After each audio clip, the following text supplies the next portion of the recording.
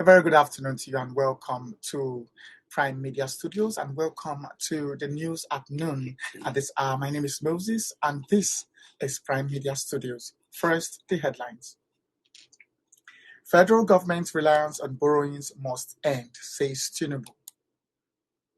Resident doctors suspends protests, give federal government 72 hours ultimatum, strike continues. Resident doctors suspend protest, gives federal government 72 hours ultimatum, strike continues. We may be pushed to invade Niger, US tells coup plotters. We may be pushed to invade Niger, US tells coup plotters. Abia government to complete A and E ward for FMC Umuahia. Abia government to complete A and E ward for FMC Umuahia. While Nigerians suffer, you share money for holidays. Mr. Macaroni tackles the Senate. Now, the news in detail. President Bola Tinubu yesterday vowed to end Nigerians' over-reliance on borrowing to finance public spending. He made the vow at the inauguration of the Presidential Committee on Fiscal Policy and Tax Reforms. Nigeria's total public debt rose sharply by 501% in the nation's total debt in 8 years to 72 trillion naira in March 2023, from 12 trillion naira in March 2015. A development driven by increased borrowing worsened by the global pandemic and economic recessions in 2016 and 2022. Data from the Debt Management Service, DMO, shows that the 75 trillion naira total public debt, it comprises 19.64 trillion naira of foreign debt, 30.21 trillion naira of domestic debt, and 22.7 trillion naira of ways and means lending to the federal government by the Central Bank of Nigeria, CBN. Furthermore, the country spent 3.36 trillion naira to service debts in 2022, representing 14.68% increase from 2.93 trillion naira in 2021. While the country spent 1.7 trillion to service its external debt, it suspended 2.56 trillion to service domestic debt. According to the World Bank, Nigeria spends 96.3% of its revenue on debt servicing in 2022, 82.2% in 2021, projecting that the debt service to revenue ratio may rise to 103% in 2023. Presidential Committee on Tax Reform recalled that the president set up the committee chaired by tax and fiscal policy expert Taiwo Oyedele on July 7, 2023. The committee, which comprises experts from both the private and public sectors, is responsible for the various aspects of tax law reform, fiscal policy design and coordination, harmonization of taxes, and revenue administration.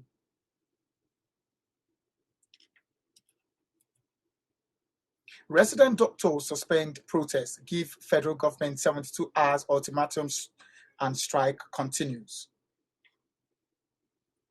Following a series of meetings with President Bola Tinubu and the leadership of the National Assembly, striking members of the Nigerian Association of Resident Doctors, NARD, have suspended its nationwide protest earlier scheduled to begin today, August 9, 2023.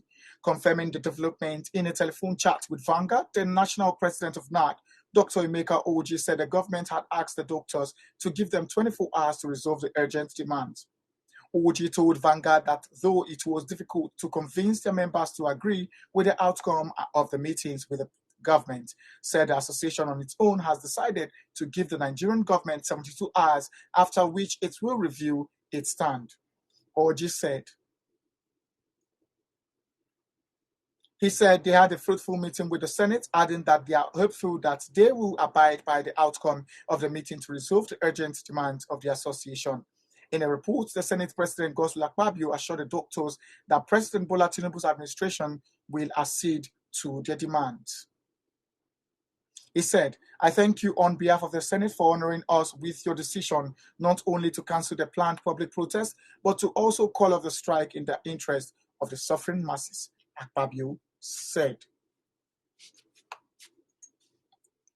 We may be pushed to invade Niger, US tells coup plotters. The United States of America has warned the Niger junta that America may be pushed to be involved in militarily in the country's military rulers do not return the constitutional order. The U.S. Acting Deputy Secretary Victoria Nuland, in a special briefing on Niger, disclosed this via a teleconference on Tuesday. She noted that there's still a lot of motion here on many sides with regard to where the governance situation will go. So we will be watching that closely, and there are a number of regional meetings coming up and consultations with allies and partners that we need to make. Nuland noted that the president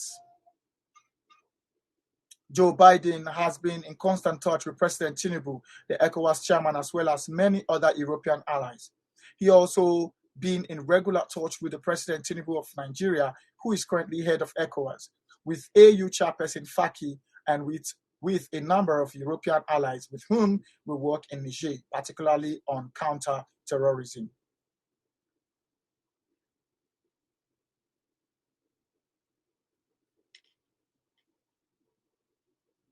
Abia government to complete A&E ward for FMC Umuahia. Governor Oti, listening to one of the patients of Federal Medical Center FMC Umuahia during a stopover at the hospital on Tuesday. Governor Alex Oti has promised that Abia State government would assist the Federal Medical Center Umuahia to complete its accident and emergency ward. Oti, who made the promise when he visited the hospital, said his administration was committed to providing facilities that would help improve the living conditions of Abia residents. Vanguard reports that the current A&E ward is small and said to be ill-equipped to handle the large number of patients that are daily admitted to the facility. Hence, the reconstruction of a new wing where work is currently ongoing. The FMC Umuahia is arguably about the only functional public medical center facility in Abia State to manage cases of emergency and other secondary tertiary health cases.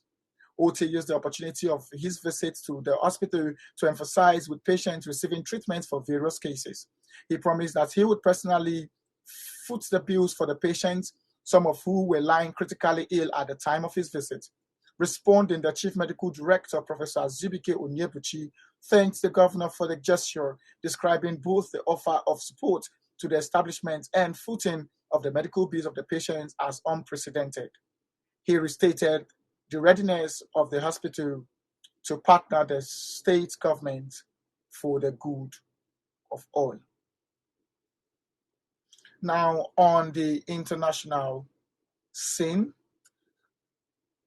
while Nigerians suffer, you share money for holidays, says Mr. Macaroni, a skit maker. He tackled the Senate. He tackled the Senate and said, popular social activist and skit maker Debo Adebayo, also known as Mr. Macaroni, has tackled the leadership of the National Assembly for sharing money among themselves for holidays amid unbearable hardship by Nigerians. Macaroni's reaction followed the video circulating online in which the President of the Senate, Godswill Akpabio, during a plenary session, announced to his colleagues that a token has been sent to their various accounts to enable them enjoy their holiday. In a post on his Twitter account on Wednesday, the thespian questioned why poor Nigerians have to pay for the luxurious lifestyle of their leaders.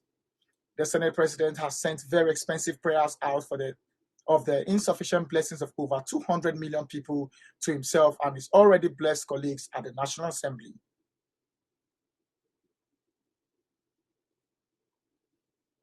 Why do the poor people of Nigeria have to pay for the luxurious lifestyle of the leaders? Why?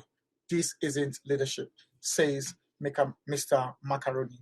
And that's the news afternoon. Join us in the next hour for more breaking news. My name is Moses, and thanks for staying with us.